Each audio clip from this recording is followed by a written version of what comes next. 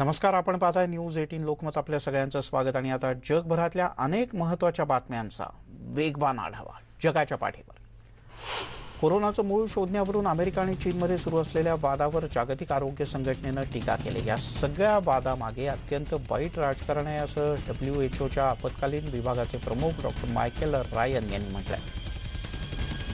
कोरोनाच्या उत्पत्तीचं नेमकं कारण शोधण्यासाठी अनेक अभ्यास आणि अनेक प्रकारची माहिती लागेल. ही अत्यंत किचकट प्रक्रिया आहे.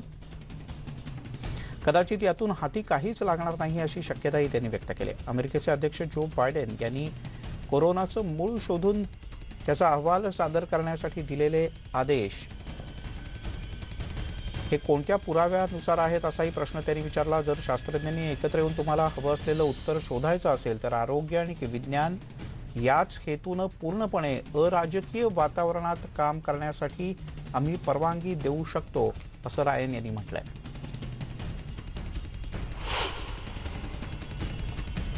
कोरोनावर मात करायची असेल तर लसीकरणाच्या बद्दल जागतिक धोरणाची गरज असल्याचं संयुक्त राष्ट्रांचे सचिव अँटोनियो गटरेस यांनी म्हटलं आहे. जर्मनीचे माजी SPD नेते मार्टिन श्लूज यांनी गटरेस यांची ग्लोबल सोल्युशन समिट 2021 अंतर्गत मुलाखत घेतली. त्यावेळी ते बोलत होते. जगभरात असलेली सध्याची लसीकरणाबद्दलची स्थिती या विषयावर ही 2 दिवसांची व्हर्च्युअल परिषद आयोजित करण्यात आली. जागतिक लसीकरण धोरणात सगळ्यांनी मिळून शिस्तबद्ध प्रयत्न करून समन्वय राखणं आवश्यक आहे. कोवॅक्स या मोहिमेमध्ये आर्थिक अडचणी आहेत, त्यावर सुद्धा तोडगा निघालेला नाही. त्यामुळे कोवॅक्स मोहिमेला आम्हाला पूर्ण निधी द्यावा लागतोय. तसंच पुरवठ्याच्या प्रश्नावर सुद्धा अद्याप तोडगा निघालेला नाही असं गटरेस म्हणाले. आतापर्यंत ज्या घोषणा झाल्या त्या पुरेशा नाहीत, त्यापेक्षा कितीतरी जास्त काम करणं गरजेचं असल्याचंही त्यांनी नमूद केलं.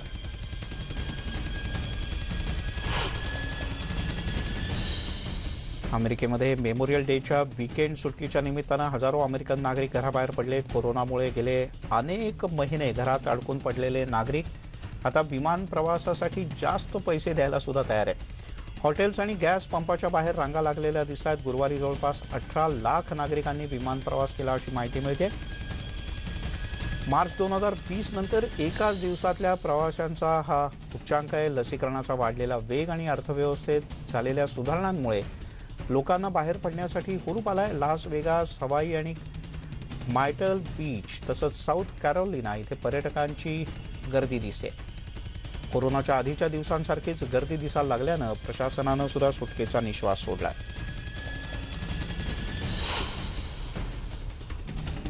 अमेरिकेतील मॅसेच्युसेट्समध्ये आणीबाणी उठवल्याच्या आदेशावर अखेर गव्हर्नर चार्ली बेकर यांनी सही केली. जवळपास 1 वर्षांपासून इथे असलेले निर्बंध 15 जून नंतर उठवले जातील. कोरोनाशी लढा आता जवळपास संपला आहे असं बेकर यांनी म्हटलंय. मात्र सार्वजनिक वाहनांचं काही ठिकाणी मास्क अद्यापही बंधनकारक आहे. तसंच काही दुकानांमध्ये ग्राहकांना मास्क घालणं अनिवार्य असणार आहे. जूनच्या मध्यापर्यंत 41 लाख स्थानिक रहिवाशांचं लसीकरण पूर्ण झालेलं असेल असा विश्वासही बेकर यांनी व्यक्त केला.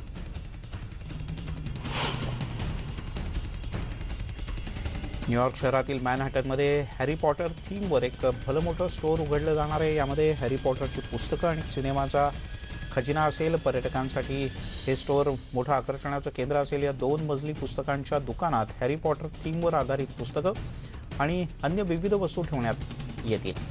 तसंच हॅरी पॉटरच्या सिनेमातील दृश्यसुद्धा दाखवण्यात येतील. आता कोरोना महामारी संपत आली आहे आणि हीच दुकानं उघडण्याची योग्य वेळ आहे. पर्यटकांना हे आवडेल असा आमचा विश्वास आहे असं वॉर्नर ब्रदर्स रिटेल एक्सपिरियन्सचे कार्ल ट्युरंट यांनी म्हटलंय. हॅरी पॉटरच्या सिनेमातील आवडलेल्या गोष्टींवर, दृश्यांवर चर्चा करण्यासाठी इथे खास खोल्याही तयार असतील. 6 जूनला या दुकानाचं उद्घाटन होणार आहे.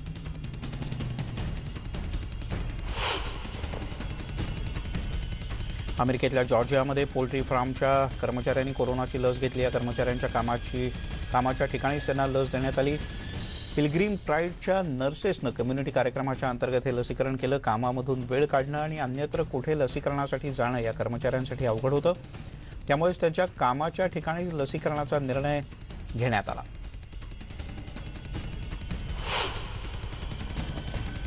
मलेशियामध्ये संपूर्ण लॉकडाऊन करण्यात येणार आहे. शुक्रवारी एका दिवसात 8,000 पेक्षा जास्त रुग्ण सापडल्यानं हा निर्णय तडकाफडकी घेण्यात आला. 1 ते 14 जूनच्या पहिल्या टप्प्यातल्या लॉकडाऊनमध्ये अत्यावश्यक सेवा वगळता सर्व सामाजिक आर्थिक क्षेत्र पूर्ण बंद राहतील, असं मलेशियाच्या पंतप्रधान कार्यालयानं प्रसिद्ध केलेल्या निवेदनात म्हटलं आहे. देशभरात हॉस्पिटलमध्ये बेडची क्षमता तातडीनं वाढवण्याचे आदेश देण्यात आले. देशातील आरोग्य व्यवस्था कोलमडणार नाही यासाठी सरकार आवश्यक ती सर्व मदत करेल, असं या निवेदनात नमूद करण्यात आलं. लसीकरणाचा वेग आणि प्रमाण सुद्धा वाढवण्यात येणार आहे. लॉकडाऊनमुळे प्रभावित झालेल्या लोकांसाठी आर्थिक पॅकेज सुद्धा लवकरच जाहीर करण्यात येईल. जर रुग्णसंख्येत घट झाली तर दुसऱ्या टप्प्यातल्या लॉकडाऊनमधले नियम शिथिल करण्यात येतील. पोलंडमध्ये रेस्टॉरंट्समध्ये ग्राहकांना आतमध्ये बसून खाण्याची परवानगी आता देण्यात आली. त्यामुळे ग्राहकांच्या सेवेसाठी आता रेस्टॉरंट्स सज्ज झाले आहेत. गेले अनेक महिने अनेक निर्बंधांमुळे हॉटेल व्यवसाय हा बिकट अवस्थेत पोहोचला होता. कोरोनाच्या रुग्णांमध्ये घट झाल्यानं आता हॉटेल्स आणि रेस्टॉरंटमध्ये 50% ग्राहकांना बसण्याची परवानगी देण्यात आली. तसंच विवाह सोहळ्यासाठी फक्त 50 जणांच्याच उपस्थितीची परवानगी आहे. वॉर्सासारख्या शहरात रेस्टॉरंटमध्ये कर्मचारी विविध पदार्थ तयार करून, साफसफाई करून, सजावट करून आता ग्राहकांची वाट पाहत आहेत. गेले कित्येक महिने या सगळ्या साहित्यावर धूळ होती. काही क्रीडा स्पर्धांना सुद्धा त्यांच्या एरवीच्या क्षमतेच्या निम्म्याच संख्येनं प्रेक्षकांना परवानगी दिली जाऊ शकते.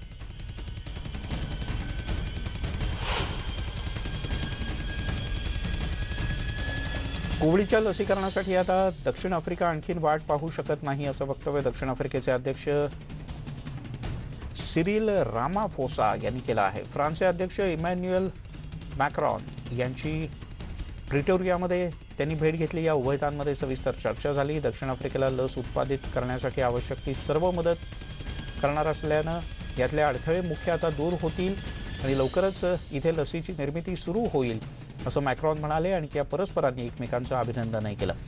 सध्या आफ्रिकेला जास्तीत जास्त लस पुरवणं हे महत्त्वाचं आहे, असंही मॅक्रॉन म्हणाले. आफ्रिकेत लसीकरण अत्यंत संथ गतीने सुरू आहे.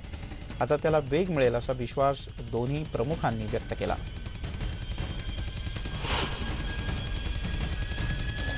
बारा ते 14 वर्ष वयोगटातील मुलांसाठी फायझर आणि बायोएटेनची लस वापरता येऊ शकते, अशी शिफारस युरोपियन मेडिसिन्स एजन्सीनं केली आहे. शुक्रवारी याबद्दलची घोषणा करण्यात आली. डिसेंबरमध्ये 16 वर्षावरील सर्वांसाठी लसीची परवानगी देण्यात आली होती. आतापर्यंत 27 देशांमध्ये 173 मिलियन लस देण्यात आल्या आहेत. कोरोनाशी लढण्याकरता 12 ते 15 वर्षाच्या मुलांना लस देण्याची परवानगी देणं ही कोरोनाच्या लढ्यातलं अतिशय महत्त्वाचं पाऊल असल्याचं या समितीचे अध्यक्ष मॅक्रो कॅवेलारी यांनी म्हटलंय. या वयाच्या मुलांना लस देण्यासंदर्भात आवश्यक ती सर्व माहिती युरोपियन युनियनच्याकडे उपलब्ध करून देण्यात आल्याचंही त्यांनी म्हटलं आहे. अमेरिका आणि कॅनडानं याआधीच 12 वर्षावरच्या मुलांचं लसीकरण सुरू केलंय.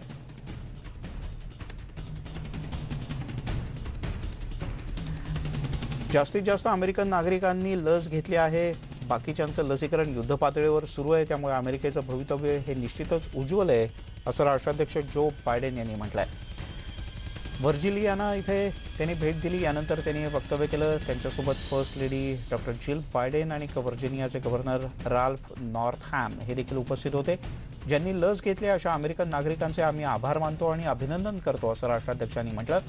आतापर्यंत 51% नागरिकांचं लसीकरण पूर्ण झालं आहे आणि जास्तीत जास्त नागरिकांनी लवकरात लवकर लस घ्यावी असं आवाहनही त्यांनी केलं. शुक्रवारी व्हर्जिनिया इथल्या विविध प्रकारच्या निर्बंधांना हटवण्यात आलं. यानंतर जो बायडेन इथे पोहोचले होते.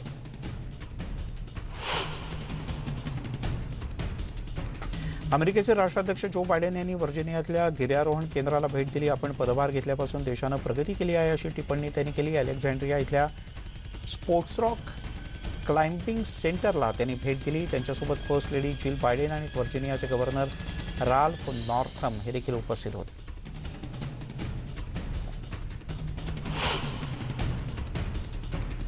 जर्मन चान्सलर अंजेला मार्केल यांनी शुक्रवारी कोरोना प्रतिबंधक लसीवरील पेटंट नियम शिथिल करण्यासाठी विरोध दर्शवला. ग्लोबल सोल्युशन समिट 2021 मध्ये इटालियन पंतप्रधान मारिओ ड्रॅगी यांच्यासोबत बोलताना मर्केल म्हणाल्या की भविष्यात पेटंट्स किंवा नवी आपत्ती अशी पेटंट्स नसल्यामुळे फार्मास्युटिकल कंपन्या सर्वात जास्त गरज असलेल्या ठिकाणी गुंतवणूक न करण्याचा धोका निर्माण होऊ शकतो. देशाच्या राजघराण्याशी संबंधित थाई संशोधन संस्थेनं शुक्रवारी सांगितलं की ते चीनच्या सिनोफार्मानं तयार केलेली कोरोना व्हायरसची लस खरेदी करून आयात करण्यासाठी तयार आहेत. कोरोनामुळे देश संकटातून जात असताना लसीच्या इतरही पर्यायांचा विचार केला जाऊ शकतो आणि याबद्दल तातडीनं निर्णय घेऊन कृती करण्यात येईल. जेव्हा इथल्या सरकारवर मोठ्या प्रमाणात टीका सुरू झाली तेव्हा बाहेरून लस आयात करण्याचा निर्णय घेण्यात आला.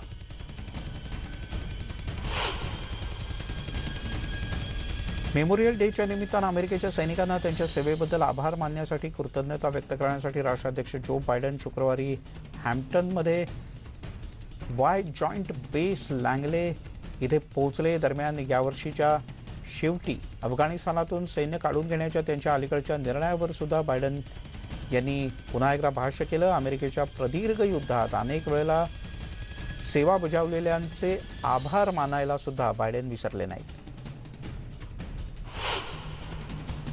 कॅपिटॉलवरील हल्ल्याबद्दलच्या चौकशीमध्ये व्हाईट हाऊसकडून स्पष्ट करण्यात आलं आहे की जो हल्ला झाला त्या हल्ल्याची पूर्ण चौकशी करण्याचं काम सुरू राहील. अध्यक्षीय निवडणुकीच्या दरम्यान ट्रम्प यांचा पराभव अमान्य करत ट्रम्प यांच्या समर्थकांनी कॅपिटॉलवर जोरदार हल्ला केला होता. तसंच इथे मोठ्या प्रमाणात तोडफोड सुद्धा केली होती.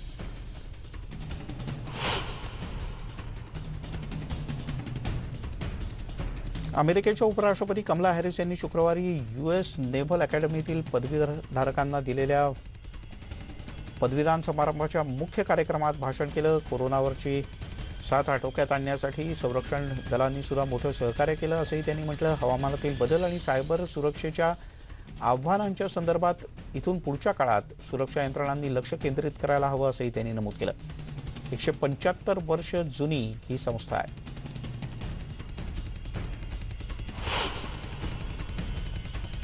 कोलंबियामध्ये पोलीस आणि निदर्शकांमध्ये जोरदार संघर्ष झाला.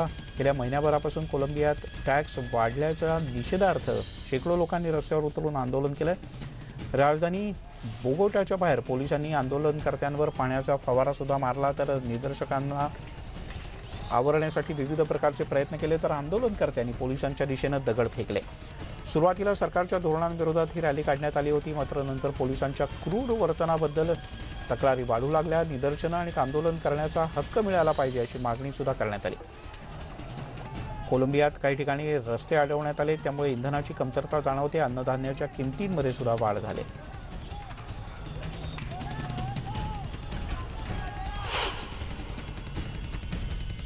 स्लोव्हेनियानं उजव्या विचारसरणीचे पंतप्रधान जेनेथ जांजा यांच्या विरोधात शुक्रवारी निदर्शनं केली. राजधानी जुबलांजामध्ये मध्यवर्ती चौकात जवळपास 20,000 जण जमले होते. सरकारनं राजीनामा द्यावा, पंतप्रधानांनी पायउतार व्हावं आणि निवडणुका घ्याव्यात अशा प्रकारची आग्रही मागणी आंदोलनकर्त्यांनी केली. काही कामगार संघटना आणि विरोधी पक्ष या निदर्शनात सहभागी झाले होते.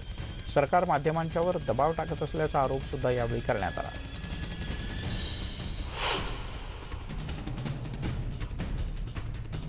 पूर्व जेरुसलेममध्ये शुक्रवारी शेकडो इस्रायली निदर्शकांनी जोरदार निदर्शनं केली. जेरुसलेममध्ये काही पॅलेस्टाईन नागरिकांना हाकलून देण्यात आलं. त्याचा निषेध म्हणून हे आंदोलन करण्यात आलं. ही रिअल इस्टेटशी संबंधित समस्या असल्याचं इस्रायलचं म्हणणं आहे. मात्र ज्यू लोकांचे हक्क अबाधित राखण्यासाठी इस्रायलच्याकडून जाणीवपूर्वक असा भेदभाव केला जात असल्याचं सामाजिक कार्यकर्त्यांचं म्हणणं आहे. कुटुंबियांना हाकलून दिल्याबद्दल न्यायालयात खटला सुरू आहे. गेले काही आठवडे पॅलेस्टिनी निदर्शक आणि पोलिसांच्यात संघर्ष सुरूच आहे.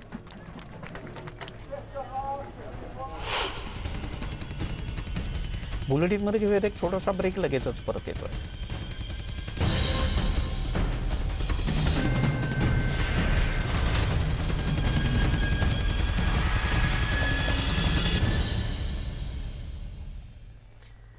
आपण पाहताय न्यूज 18 लोकमत. आणि आता अन्य काही महत्त्वाच्या बातम्या. Duke and duchess of Cambridge अर्थात प्रिन्स विल्यम्स आणि केट यांचा स्कॉटलंडचा दौरा नुकताच संपला. एडिनबर्गमध्ये त्यांच्यासाठी बीटिंग रिट्रीट हा खास कार्यक्रम पार पडला. हॉलिवूड हाऊस पॅलेसमध्ये हा कार्यक्रम आयोजित करण्यात आला होता. स्थानिक मदत संस्था आणि शाळांचे प्रतिनिधी यावेळी उपस्थित होते.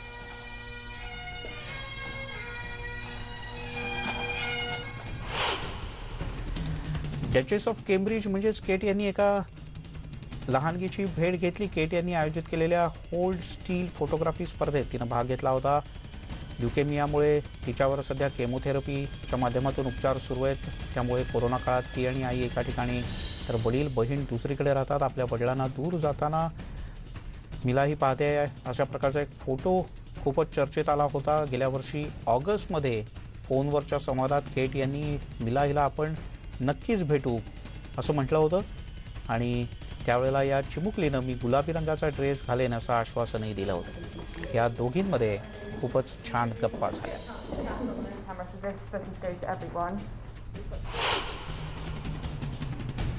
एखाद्या पाठीवरमध्ये आज इथे थांबूयात. पाहत राहा न्यूज 18 लोकमत.